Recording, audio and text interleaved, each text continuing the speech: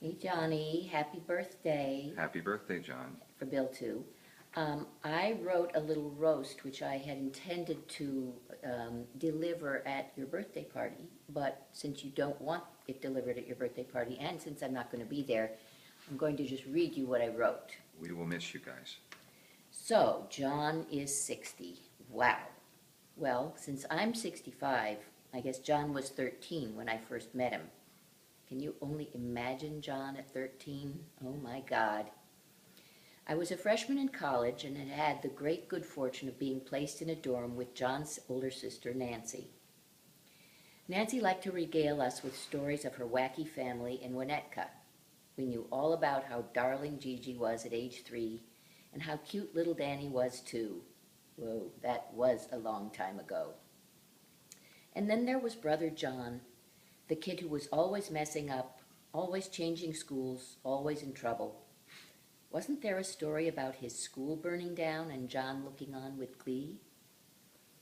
When the family came west for Peter Friend's bar mitzvah, John came to visit Nancy in our dorm. So my first view of John was as a ball of raging hormones bursting into a building full of 18-year-old girls. Your mind can take that image where it will.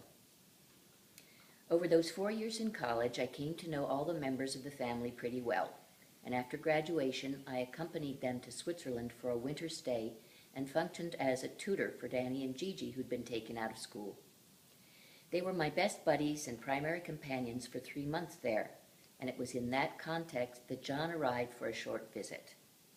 By that time, I was 22 and John was 17, a grown-up, relative to 12-year-old Danny with the roving hands, and sweet little Gigi, who was 9.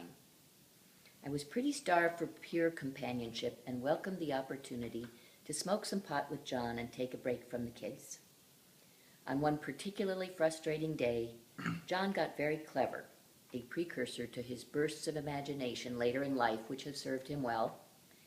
He had a plastic bag which had at one time in the past contained some hallucinogens. His idea was to fill the bag with water and drink the resulting elixir in hopes of getting at least a little bit buzzed. I can imagine that John is protesting right now, blaming this ridiculous scheme on me, as he always does. But who are you going to believe here, John or me? There you have it.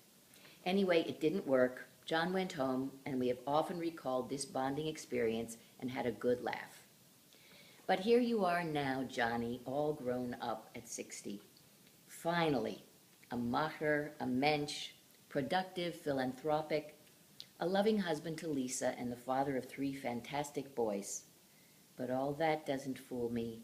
To me, you will always be Nancy's little brother and my favorite punk kid. Happy birthday. Happy birthday, John.